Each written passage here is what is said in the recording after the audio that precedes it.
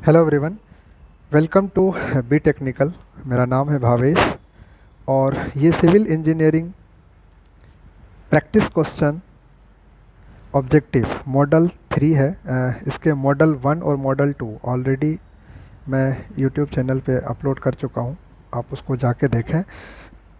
और जैसे कि मैं आपको बता चुका हूँ, ये जो क्वेश्चंस मैं प्रैक्टिस करा रहा हूँ ये आपको डिफरेंट कॉम्पिटिटिव एग्ज़ाम जो कि ऑब्जेक्टिव टाइप के क्वेश्चंस होते हैं उसमें आपको हेल्प करेंगे। Like IAS GATE, any state engineering services, अभी यूपीपीएससी की मेंस का एग्ज़ाम होने वाला है, उसमें आपको ये हेल्प करेगा। एसएससी जेई का एग्ज़ाम होने वाला है, उसमें आपको हेल्प करेगा समहाउ। हालांकि एसएससी जेई के क्वेश्चंस थोड़े वन लाइनर टाइप के होते हैं, बट अभी कुछ कुछ क्वेश्चंस हैं वो टिपिकल पूछने लग गए हैं, तो उसमें भी आपको ये हेल्प करेगा। तो चलिए स्टार्ट करते हैं। Question number 1 of model 3।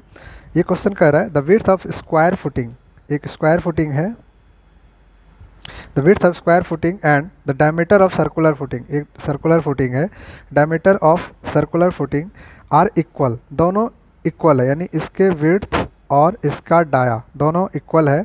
If both the footing are placed on the surface of sandy soil, sandy soil में है तो phi equal to c equal to क्या हो जाएगा 0।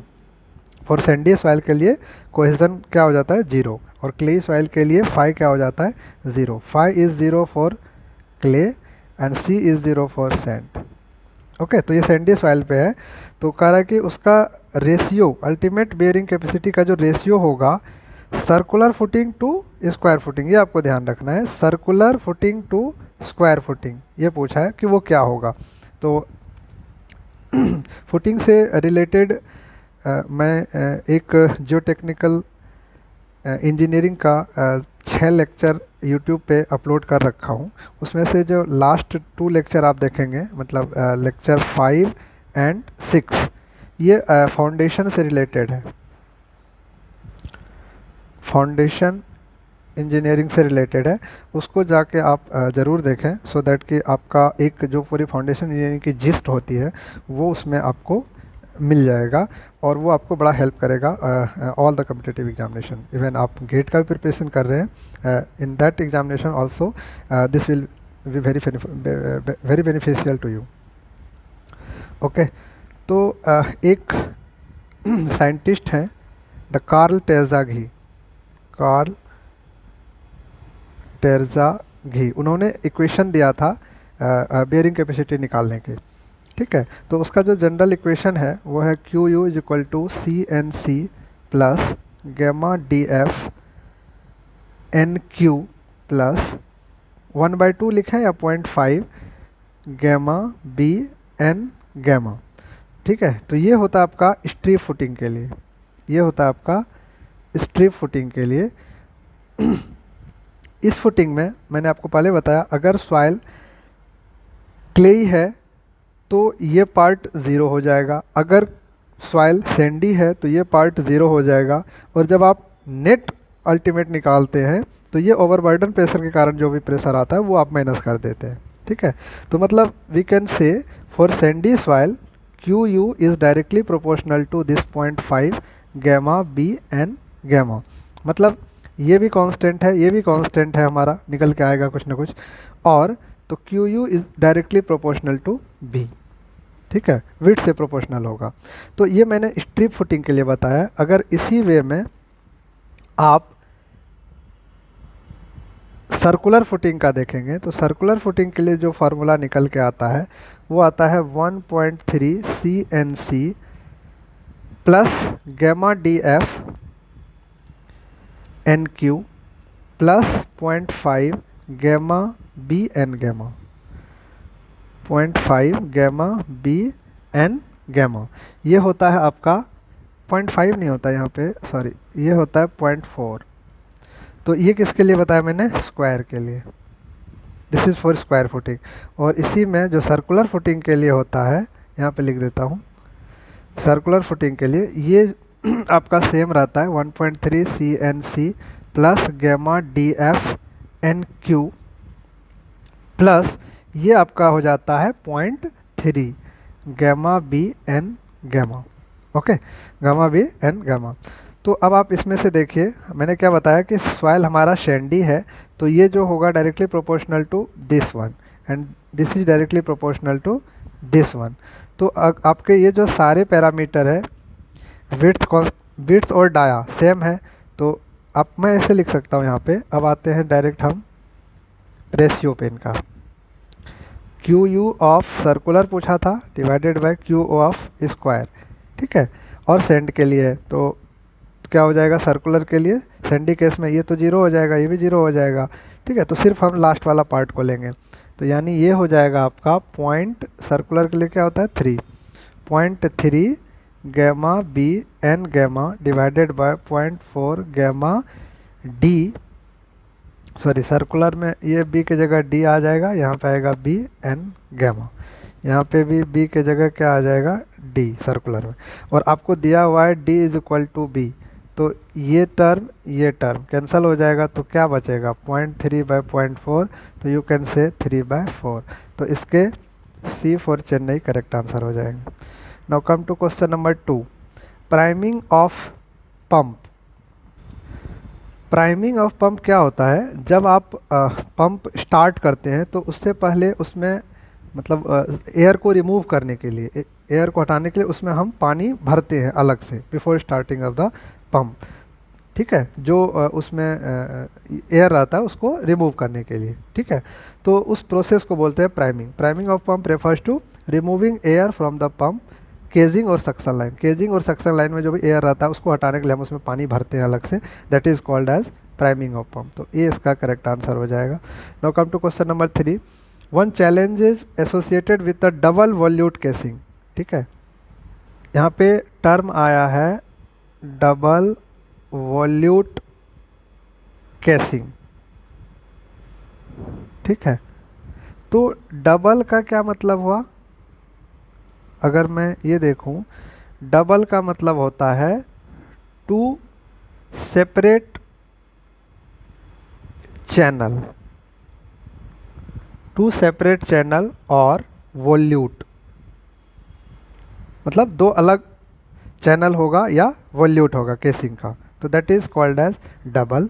वॉल्यूट आपको पता ही है, वॉल्यूट केसिंग का मतलब क्या हो गया कि जो स्पाइरल शेप में हो, जो आपने देखा होगा पंप में या टरबाइन में, तो स्पाइरल शेप का एक केसिंग लगाते हैं, स्पाइरल शेप,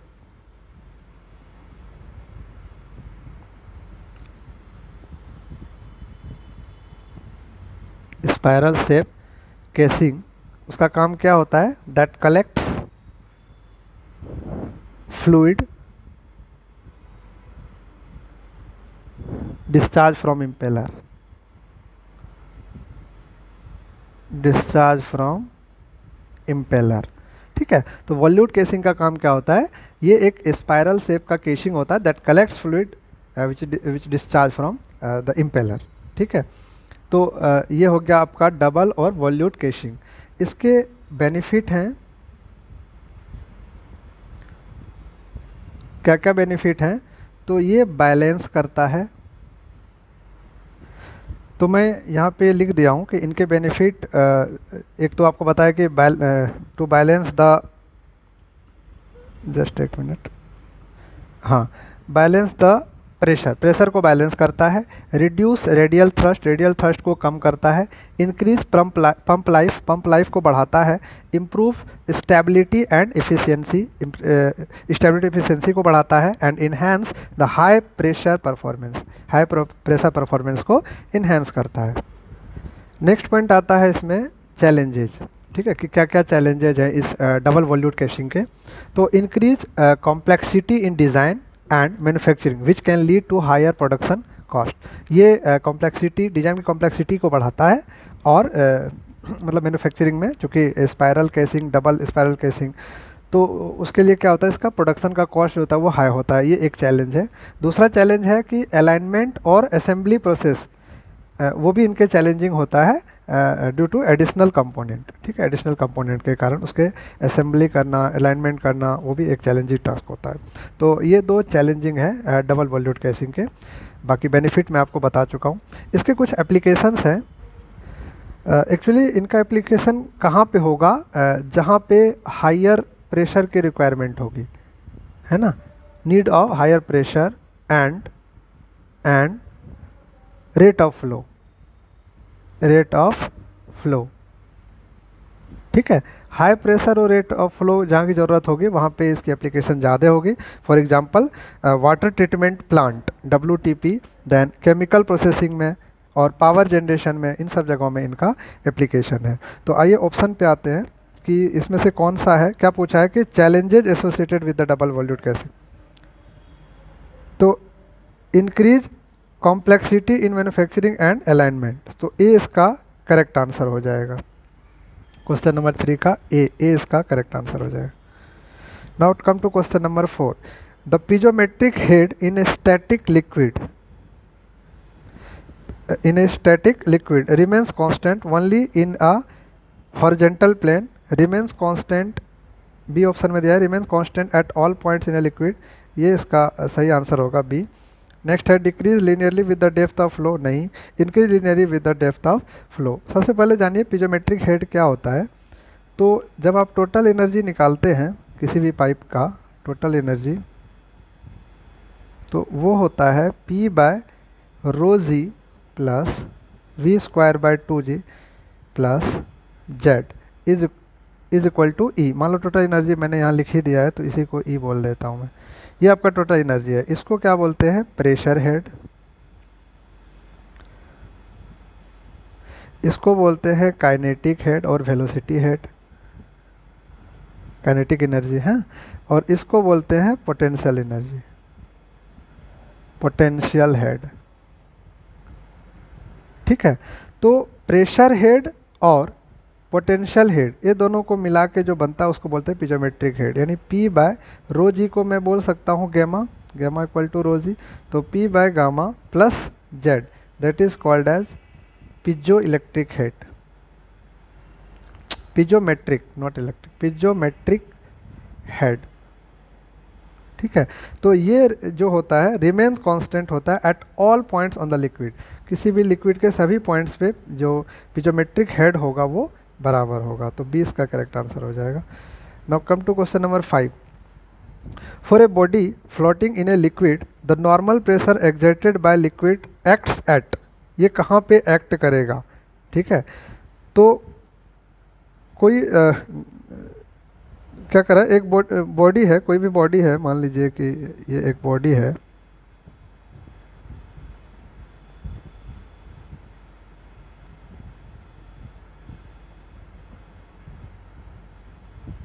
ठीक है, ये लिक्विड में फ्लो कर रहा है। ठीक है, तो कह रहा है कि normal pressure exert by the liquid acts at, normal pressure exert by the liquid acts at, कहाँ पे एक्ट करेगा। तो जैसे आप ऑप्शन के थ्रू जाएंगे, body surface of the body, bottom surface of the body, तो ऐसा नहीं है कि सिर्फ बॉडी बॉटम सरफेस पे ही एक्ट करेगा, ये इतना पार्ट ये है तो इस पे भी एक्ट कर सकता है, तो ये ऑप्शन तो नहीं होगा। ठीक है, दूसरा है CG ऑफ द बॉडी, ये कहीं सेंटर ऑफ ग्रेविटी होगा बॉडी, वहाँ पे तो एक्ट करेगा नहीं, वहाँ पे हमेशा क्या करता है, रिजल्टेंट प्रेशर एक्ट करता है। ठीक है, एक होता है मेटा सेंटर, मेटा सेंटर क्या होता है कि फ्लोटिंग बॉडी, मेटा सेंटर वो पॉइंट होता है जिसके अबाउट बॉडी रोटेट करता है। ठीक है, तो मेटा सेंटर पे भी नहीं होगा, मेटा सेंटर पॉइंट होता है about which the body oscillates. ठीक है, और तीसरा पॉइंट है, तो डी इसका करेक्ट आंसर हो जाएगा, all points on the surface of the body. ठीक है, now come to question number 6, what is the name of wing wall if the angle of splay 90 degree. ये कह रहा है कि अगर एंगल ऑफ स्प्लाई 90 डिग्री है तो उस विंग वॉल का नाम को हम क्या बोलते हैं। ठीक है, उसको बोलते हैं रिटर्न, क्या बोलते हैं, रिटर्न विंग वॉल। ओके, तो यहाँ पे फिगर में आपको दिया गया है कि ये एक abutment with return wing wall का फिगर है कि इसको आप अबटमेंट बोलते हैं। बीच के जो भी सपोर्ट होते हैं पियर, उसको पियर बोलते हैं, और एंड सपोर्ट को अबटमेंट बोलते हैं। तो ये आपका अबटमेंट हो गया, ये भी अबटमेंट हो गया, ये centre line of the bridge दिया हुआ है। और जब अबटमेंट से जो ये परपेंडिकुलर निकलती है इसको बोलते हैं return wing wall.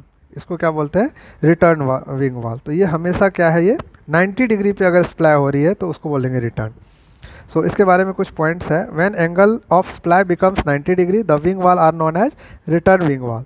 Such wing वाल are preferred to the split wing wall in case of very high embankment, जब एम्बैंकमेंट की हाइट बहुत ज़्यादा हो।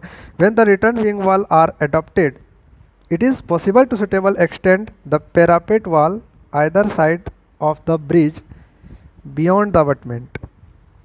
और नेक्स्ट है कि the return wing wall are taken sufficiently inside so that the earth slope along them terminate outside the waterway। और third point है these walls confine the formation of the approaches and add to the strength। ठीक है, strength को add करते, तो ये आप information के लिए आप इसको ज़रूर पढ़िएगा। नाउ क्वेश्चन नंबर 7 इसमें कह रहा है ए फॉल इज कंस्ट्रक्टेड टू। ये फॉल को क्यों कंस्ट्रक्ट करते हैं?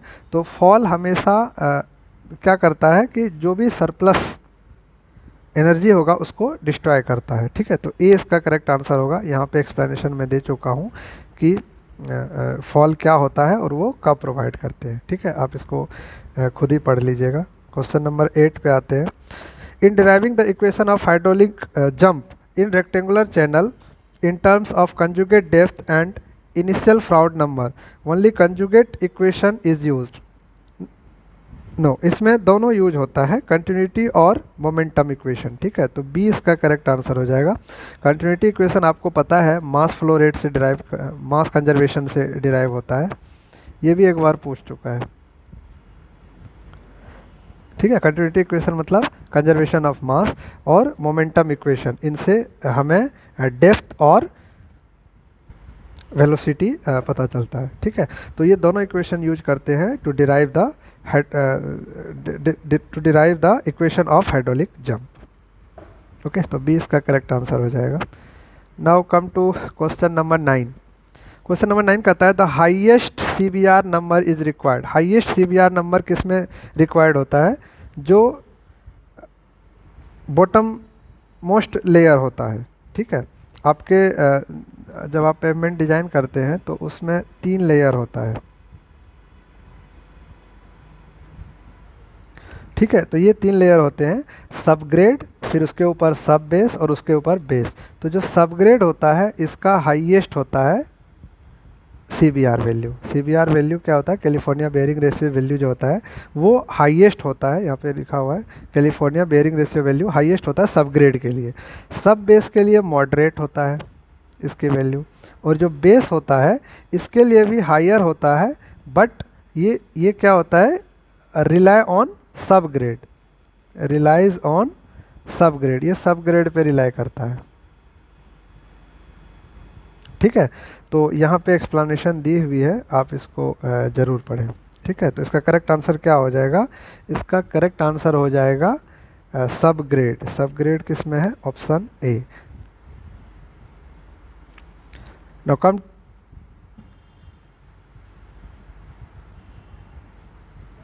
ठीक है, तो इसको पढ़ के आप देखिए कि इसमें क्या कर रहा है कि जब आप ट्रांसफॉर्म कर रहे हैं रूरल से किस में? अर्बन में। रूरल से अर्बन में, तो रूरल से जब अर्बन में आ रहा है तो ऑब्वियस सी बात है जैसे अर्बनाइजेशन बढ़ेगी तो मतलब development of infrastructure, development of infrastructure है ना, इंफ्रास्ट्रक्चर का डेवलपमेंट होगा, अर्बनाइजेशन बढ़ेगी।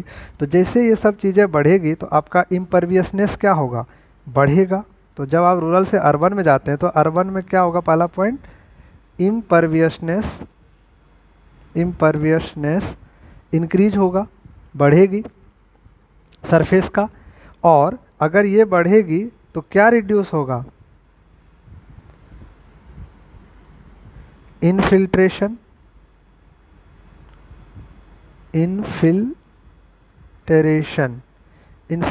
क्या होगा? डिक्रीज होगा। अर्बनाइजेशन बढ़ेगी तो इम्परवियसनेस बढ़ेगी, मतलब इंफ्रास्ट्रक्चर डेवलप होगा, घर बनेंगे, तो क्या होगा, उसका इम्परवियसनेस बढ़ जाएगी, जो भी सॉइल होगा। तो इनफिल्ट्रेशन रेट क्या होगा, कम हो जाएगा। इससे क्या होगा, जब इनफिल्ट्रेशन रेट कम हो गया, इनफिल्ट्रेट हो ही नहीं रहा वाटर, तो वाटर क्या करेगा, सरफेस पे दौड़ेगा। तो that means increase the speed and volume of surface run off. Surface run off का स्पीड और वॉल्यूम बढ़ जाएगा। और ये सारे चीज़ें मिलके क्या करेगा, this leads to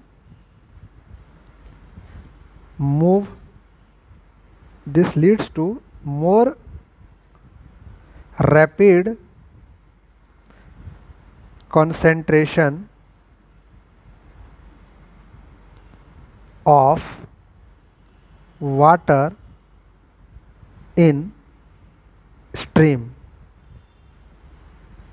and rivers, resulting क्या होगा इसके कारण, quicker rise of peak discharge. ये इंपॉर्टेंट है, क्विकर राइज ऑफ, इसको मैं अंडरलाइन करता हूँ डिफरेंट कलर से, peak discharge, rise of peak discharge. Okay, तो जैसे ही पीक डिस्चार्ज होगा तो कंसिक्वेंटली क्या होगा, रिड्यूस द पीक डिस्चार्ज बढ़ेगा तो रिड्यूस द बेस टाइम या decrease the base time, base time कम होगा। तो समझ, तो अब आप ऑप्शन में देखिए कि जैसे हम मतलब रूरल से अर्बन की तरफ गए तो इम्परवियसनेस इंक्रीज हुआ, इनफिल्ट्रेशन डिक्रीज हुआ, जिससे कि सरफेस रन ऑफ ज़्यादा हुआ, उसकी स्पीड और वॉल्यूम बढ़ गई सरफेस पे, और वो मतलब ये सारे चीज़ें किस चीज़ को लीड किया, तो more rapid concentration of the water in the stream and river resulting to increase the peak of the discharge. Discharge का जो पीक होगा वो बढ़ गया, जैसे ही डिस्चार्ज का पीक बढ़ेगा, ये बढ़ेगा, तो टाइम बेस क्या होगा, कम हो जाएगा, तो वो रिड्यूस हो गया। तो increase the time to peak discharge, decrease the time base, तो बी इसका करेक्ट आंसर हो जाएगा। Increase the time to peak discharge, नहीं टाइम नहीं बढ़ेगा, ठीक है, पीक डिस्चार्ज बढ़ेगी और डिक्रीज द टाइम बेस, इसमें क्या करें, डिक्रीज द पीक, ये तो होगा नहीं, डिक्रीज द वॉल्यूम, ये भी नहीं होगा, तो बी इसका करेक्ट आंसर हो जाए क्वेश्चन नंबर 10 का। Now come to question number 11। When rainfall intensity is greater than infiltration capacity indicated by the infiltration capacity curve, the excess water contribution to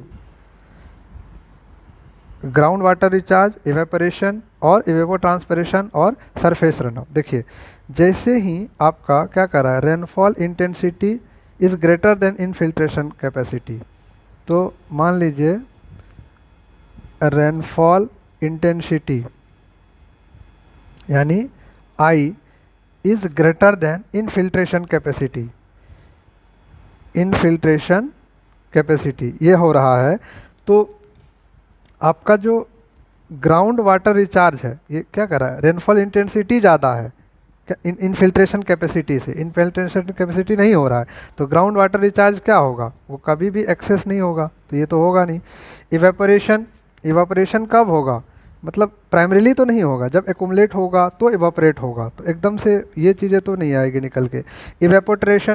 evapotranspiration is also the part of the same, मतलब भाप बन के निकलता है या plant से transpiration होता है, ठीक है, तो दोनों होता है, तो इवेपोट्रांसपिरेशन तो ये भी नहीं होगा।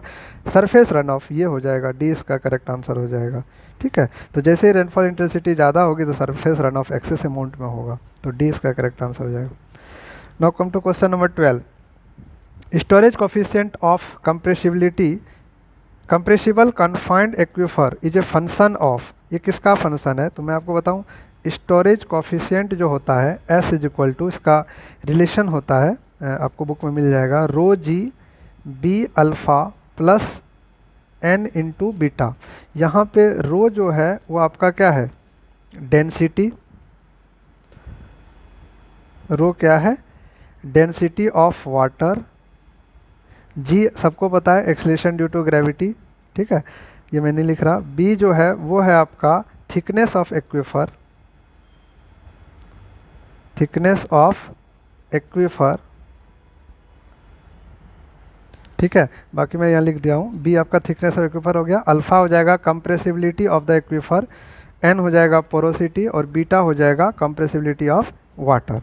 ठीक है, तो अल्फा यानी रो पे, बी पे, अल्फा पे, और एन जो है पोरोसिटी, ईटा भी बोलते हैं इसको, और बीटा। ठीक है, तो इसका डी करेक्ट आंसर हो जाएगा। स्पेसिफिक वेट ऑफ वाटर, सही बात है, water. Then thickness of the aquifer, B पे, ठीक है। कंप्रेसिबिलिटी ऑफ द एक्वीफर, ठीक है, यानी alpha, and that of water, और कंप्रेसिबिलिटी ऑफ वाटर, तो डी इसका करेक्ट आंसर हो जाएगा। इस पे डिपेंड करता है स्टोरेज कोफिशिएंट का फंक्शन। ठीक है, question number 13, temporary spurs are also called, spurs को ग्रोइंस भी बोलते हैं। ठीक है, और ये क्यों यूज करते हैं? ये करते हैं हम जब हमको रिवर ट्रेनिंग करना होता है, बैंक का प्रोडक्शन करना होता है रिवर ट्रेनिंग वर्क में। ठीक है, फॉर प्रोटेक्शन ऑफ बैंक के प्रोटेक्शन के लिए वाटर को हम क्या करते हैं, डिफ्लेक्ट करते हैं, डिफरेंट ग्रोइन निकालते हैं, एट्रैक्टिव ग्रोइंस मतलब एट्रैक्टिव स्पर्स, फिर रिपल्सिव होता है, डिफ्लेक्टिंग होता है, तो ये वाटर के रेगुलेट करता है, वाटर को डिफ्लेक्ट करता है। ठीक है, तो इसी को हम क्या कहते हैं, टेम्परेरी स्पर्स जो प्रोवाइड करते हैं उसको हम बॉन्ड्स भी बोलते हैं, तो सी इसका करेक्ट आंसर हो जाएगा। Now come to question number 14, इसमें कह रहा है dash is the secondary pollutant causing pollution of air, ये इन्वायरमेंटल इंजीनियरिंग से है, तो अब बहुत बार ये क्वेश्चन पूछा जाता है, आपको याद रखने होंगे। जो प्राइमरी पॉल्यूटेंट्स है मैं यहाँ पे लिख दिया हूँ, कार्बन मोनोऑक्साइड CO, और oxides of carbon, oxides of sulphur, oxides of nitrogen, aerosol, bacteria, pollen, suspended particle, fly ash, mist, dew, mist, soot, ये भी आपका प्राइमरी एयर पॉल्यूटेंट है। वॉल्केनोज, ये सारे क्या है, प्राइमरी एयर पॉल्यूटेंट है। और जो सेकेंडरी एयर पॉल्यूटेंट होते हैं, that is example of secondary air pollutant का एग्जांपल मैं बता रहा हूँ। सल्फ्यूरिक एसिड जो प्राइमरी से मिल के बनता है, किसी के साथ रिएक्शन करके बनता है। Nitric acid that is HNO3, sulphuric acid H2SO4, hydrogen peroxide H2O, ammonium NH4, ozone O3 जिसको बोलते हैं। ठीक है, अच्छा यहाँ पे लिखा हुआ है ozone. Then sulphurous acid H2SO3 को बोलते हैं सल्फ्यूरस, ये होता है सल्फ्यूरिक, H2SO4 ये सल्फ्यूरस होता है। फॉर्मल्डिहाइड भी आपका सेकेंडरी एयर पॉल्यूटेंट है। स्मॉग भी आपका सेकेंडरी एयर पॉल्यूटेंट है। पैन यानी पैरोक्सी एसिटाइल नाइट्रेट, ये भी आपका सेकेंडरी एयर पॉल्यूटेंट है। और क्लोरोफ्लोरोकार्बन भी आपका सेकेंडरी एयर पॉल्यूटेंट है। तो इसमें से कौन सा है जो सेकेंडरी एयर पॉल्यूटेंट है? तो आपका ऑक्साइड्स ऑफ सल्फर ये प्राइमरी है, कार्बन मोनोऑक्साइड प्राइमरी है, हाइड्रोकार्बन भी आपका जो है वो प्राइमरी एयर पॉल्यूटेंट है। ठीक है, यहाँ पे आप नोट कर लो, हाइड्रोकार्बन शायद रह गया, हाइड्रोकार्बन भी आपका प्राइमरी एयर पॉल्यूटेंट है। ठीक है, तो फॉर्मल्डिहाइड आपका क्या हो जाएगा, सेकेंडरी एयर पॉल्यूटेंट, ये इसका करेक्ट आंसर हो जाएगा। Now come to question number 15, sewage treatment unit are design for, sewage treatment unit हमेशा एवरेज फ्लो के लिए डिजाइन किया जाता है। इसका एज होता है 15 से 20 साल।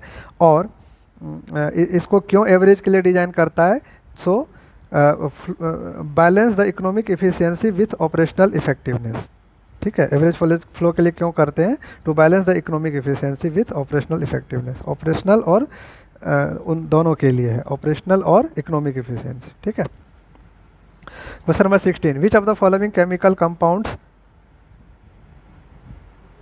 Can be use for dechlorination. Dechlorination के लिए हमेशा हम क्या यूज करते हैं, यहाँ पे मैं लिख दिया हूँ, सल्फर डाइऑक्साइड, मतलब सल्फर से रिलेटेड होता है, sulphur dioxide, then sulphide salt like sodium bisulphate, sodium metabisulphite, sodium thiosulphate, then sodium bisulphate, sodium ascorbate, ये सारे यूज हम करते हैं। तो इसमें कौन सा आ जाएगा जो आपका क्वेश्चन नंबर 16 है? कार्बन डाइऑक्साइड ये तो होगा नहीं, ब्लीचिंग पाउडर होगा नहीं, सल्फर डाइऑक्साइड, सी इसका करेक्ट आंसर होगा 16 का।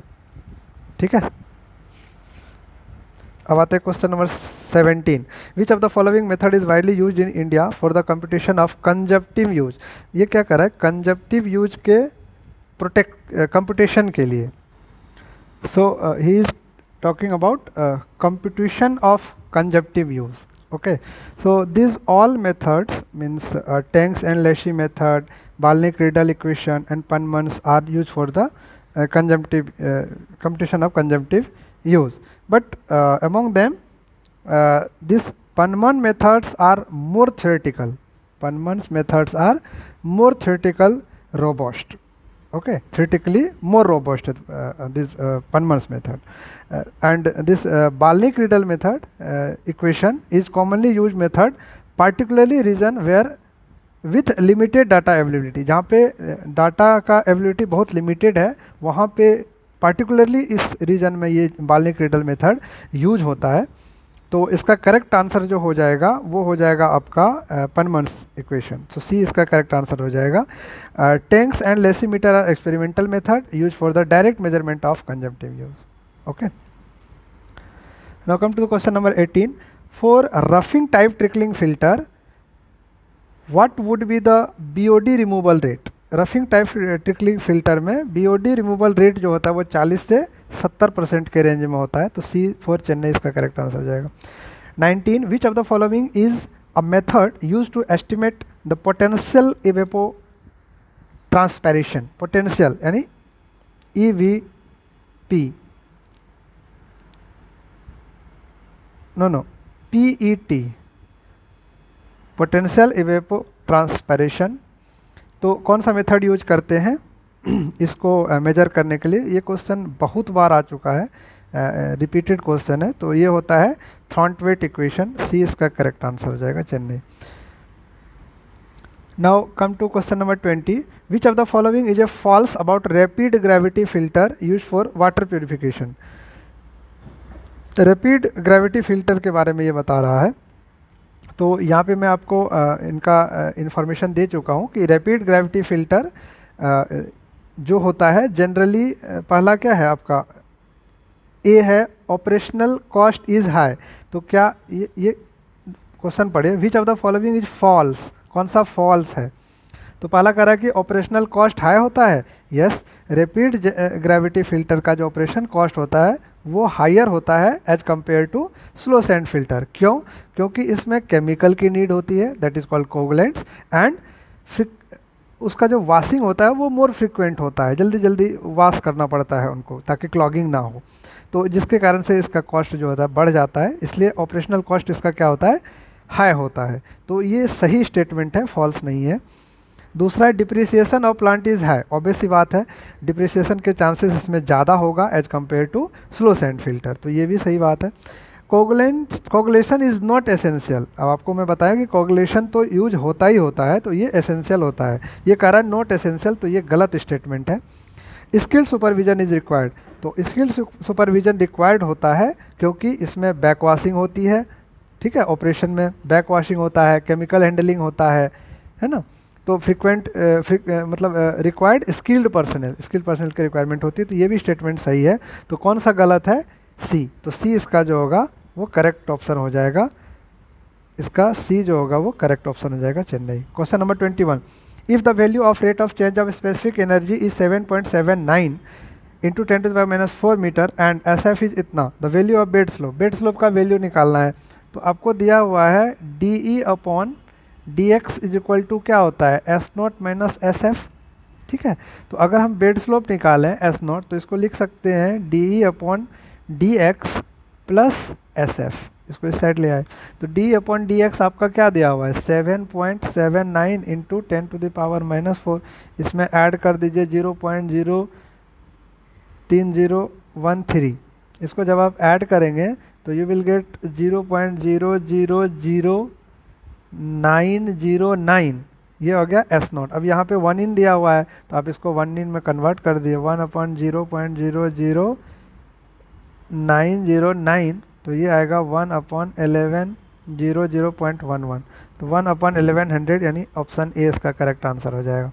Question number 22। Which of the following device is use to prevent the clogging of sewer pipe? Sewer pipe के क्लॉगिंग के लिए कौन सा, which of the following device is use, कौन सा डिवाइस यूज करते हैं? ठीक है, तो पहला ऑप्शन दिया है drop manhole. Drop manhole generally किस लिए यूज करते हैं? मैं यहाँ पे लिख दिया हूँ कि ड्रॉप मैनहोल ये यूज करते हैं आपको जब high level branch sewer to low level main sewer में कनेक्ट होता है तो वहाँ पे ड्रॉप मैन होल यूज करते हैं। इसके अलावा है स्टॉर्म रेगुलेटर। स्टॉर्म रेगुलेटर ये कब यूज करते हैं, इसका काम क्या होता है कि ड्राइव एक्सेस स्टॉर्म वाटर, जो एक्सेस स्टॉर्म वाटर होता है उसको ड्राइव करता है कब, ड्यूरिंग हैवी रेनफॉल। जब हैवी रेनफॉल होता है तो एक्सेस स्टॉर्म वाटर को ड्राइव करके to prevent overloading of the sewer system. Sewer system में ओवरलोडिंग ना हो उसको वे प्रिवेंट करता है, इसलिए यूज करते हैं हम स्टॉर्म रेगुलेटर। और ये जनरली कब यूज करते हैं, कहाँ पे यूज करते हैं, कंबाइंड सीवर में। कहाँ पे, कंबाइंड सीवर में हम यूज करते हैं। और एक लैंप होल है, लैंप होल यूज करते हैं, ये एक स्मॉल ओपनिंग होता है जो कि इंस्पेक्शन ऑफ सीवर लाइन के लिए हम यूज करते हैं विथ लाइट सोर्सेज। कुछ लाइट सोर्सेज ले लेते हैं या कैमरा से या लाइट सोर्सेज से हम देखते हैं कि आइडेंटिफाई करते हैं कि कोई ऑब्स्ट्रक्शन तो नहीं है सीवर लाइन में, सीवर पाइप में, ठीक है, उसके लिए लैंप होल यूज करता है। अब बच गया आपके फ्लशिंग टैंक। ये क्या करता है आपका, to prevent the clogging of water, clogging of sewer pipe का को क्लॉगिंग होने से बचाता है कौन, फ्लशिंग टैंक, ठीक है। और ये किस प्रिंसिपल पे काम करता है फ्लशिंग टैंक, तो वो मैं आपको यहाँ बता देता हूँ। प्रिंसिपल ऑफ वर्किंग या हाँ वर्किंग बोल दीजिए, working principle of this flushing tank. Flushing tank का काम क्या होता है, prevent the clogging of sewer pipe, ठीक है, क्लॉगिंग को रोकता है। तो ये फंक्शन ऐसे करता है कि ये एक्यूमुलेट करता है, एक्यूमुलेट वाटर है, वाटर को एक्यूमुलेट करता है, देन रिलीज इट रैपिडली, पहले एक्यूमुलेट करता है फिर रिलीज करता है, रिलीज इट रैपिडली, ठीक है, release it rapidly into the sewer, into the sewer में रैपिडली रिलीज करता है, जिससे वो क्या होता है कि फ्लश आउट हो जाता है। जो भी सेटल्ड सॉलिड होता है, सेटल्ड सॉलिड वो एकदम से फ्लश आउट हो जाता है, सॉलिड या डेब्रिस बोल सकते हो, जो भी सॉलिड या डेब्रिस उसमें क्लॉग रहता है वो एकदम से सेटल्ड मतलब फ्लश आउट हो जाता है, उससे निकल जाता है ना, जिससे कि प्रिवेंट ब्लॉकेज को प्रिवेंट करता है। तो इसका करेक्ट आंसर क्या हो जाएगा, C, flushing tank. Now question number 23, which of the following air pollutant control device has maximum efficiency. जो मैक्सिमम एफिशिएंसी होता है वो ESP यानी इलेक्ट्रोस्टैटिक प्रेसिपिटेटर का होता है। ऑलमोस्ट 99% पार्टिकल जो होता है ये एग्जॉस्ट गैसेस में जो प्रेजेंट होता है उसको ये रिमूव कर देता है from source, like thermal power plant, है ना। It is superior than other option, जो भी ऑप्शन है उससे सुपेरियर है, इसलिए ये डी जो होगा इलेक्ट्रोस्टैटिक प्रेसिपिटेटर वो इसका करेक्ट आंसर हो जाएगा। Question number 24, the disposal method in which solid waste is heated in an oxygen free atmosphere and reduce to gaseous liquid and solid fraction. तो उसको हम क्या करते हैं, ठीक है, मतलब ये सॉलिड वेस्ट मैनेजमेंट से है, ठीक है, सॉलिड वेस्ट से रिलेटेड है। तो कहता है कि heated in any oxygen free atmosphere, मतलब बिना ऑक्सीजन का जो हम हीट करते हैं तो उस प्रोसेस को हम क्या बोलते हैं, पायरोलिसिस, ठीक है। ए इसका करेक्ट आंसर हो जाएगा, ठीक है, पायरोलिसिस। इसके अलावा जो पल्वराइजेशन होता है that is the process of grinding और crushing solid materials into a finer powder, that is called as pulverization, right? Next is incineration. Incineration means combustion of organic substance contained in waste material, typically in the presence of oxygen. So this is also a heating process, not a heating process, it's a combustion process, right, in the presence of oxygen, that is called as incineration. तो pulverization हो गया, incineration हो गया. Next is the composting. Composting means it is a natural process of recycling organic matter such as leaves, food scrap into a valuable fertilizer called as compost through decomposition by microorganism into the presence of oxygen. So this process is called as composting. So these all are in the presence of oxygen. Only pyrolysis is the process of heating a solid waste in absence of oxygen. So the correct option of this question number 24 is A, pyrolysis. Come to question number 25. इसमें कह रहा है dash is liquid that passes through solid waste and extract suspended impurities from it. इस process को कहते हैं leachate. ठीक है, लीचेट क्या होता है? लीचेट कंटेन अ डिजॉल्व और सस्पेंडेड मटेरियल, कि जब आप उससे पास करते हैं, pass through a solid waste से, तो उसमें एक डिजॉल्व और सस्पेंडेड, यहाँ पे मैं लिख देता हूँ, सस्पेंडेड और डिजॉल्व्ड मटेरियल्स। ठीक है, तो करेक्ट आंसर इसका हो जाएगा लीचेट। इसके अलावा जो स्लज है वो क्या है? स्लज है semi solid residue produced during waste water treatment. और डिस्टिल्ड वाटर आपका क्या है? Purified water. डिस्टिल्ड वाटर क्या है? Purified water. इसमें कोई भी इम्प्योरिटीज़ नहीं होता है, so this is free from all impurities. और म्युनिसिपल सॉलिड वेस्ट ये क्या होता है? ये होता है waste generated by household और कॉमर्शियली, है ना, कॉमर्शियली भी जनरेट होता है, तो उसको बोलते हैं म्युनिसिपल वेस्ट। तो इसका करेक्ट आंसर ए हो जाएगा, leachate. Question number 26, why it is difficult to recycle plastic. Plastic को रिसाइकल करना क्यों डिफिकल्ट होता है? क्योंकि it contain different types of polymer. D इसका करेक्ट आंसर होता है, पॉलीमर रेजिन्स।